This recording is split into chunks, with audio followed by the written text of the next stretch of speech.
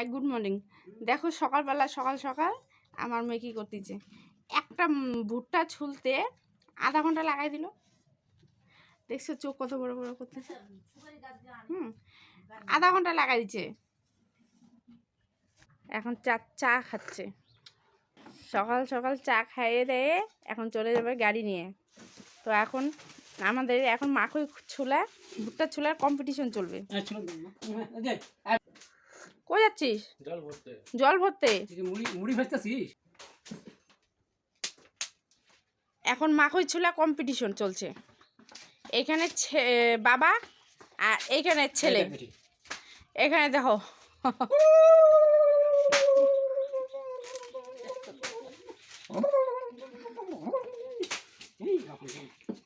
এখন ছেলে পারলো না, এখন মেয়ে, এদের কম্পিটিশন চলছে। জয় মা কালী, আর একটা হাত কই।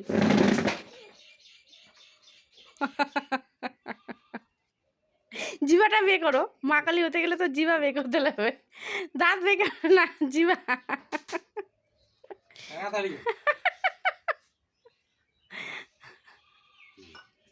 আমার মাথায় এগুলো কি দিয়ে দিল দেখো তো। এ ভগবান, তোমাকে দেখি গাছ দাড়ি দিয়ে আমাকে দাড়ি বানাবে। আমি কি থোড়াই ছেলে মানুষ নাকি? তোর বাপের দাড়ি বানাই। দাঁড়াও, কালকে গোপালকে ফেলাই দিচ্ছি একটা।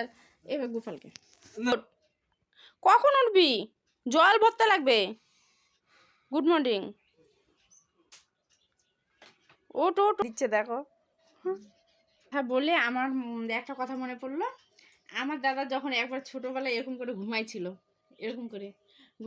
আমি কি করছি যে সে খাইছি, সেন্টার ফুড খাইছি, খাওয়ার পরে বের করে চুলে লেটপাট করে দিয়ে দিচ্ছি।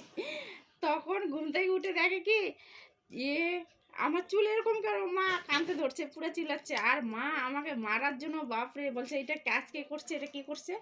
আর আমি স্বীকার করি না কে করছে, আমি কাউকে বলি না। আর মনে মনে আমাকে কি ভয় লাগছে। পরে জানো কি করতে হয়েছে, ওই চুলগুলোকে কেচি দিয়ে কাটছে। আর যখন কেচি দিয়ে কাটছে ছেঁড়া পাড়া হয়ে গেছে। আর আমার হাসি মনের মধ্যে থামে না। পরে তবু বলি রে, মনে মনে হাসতেই ছিলাম। তখন মনটা খারাপ হয়ে গেল, বেচারা চুলগুলো নষ্ট হয়ে গেল।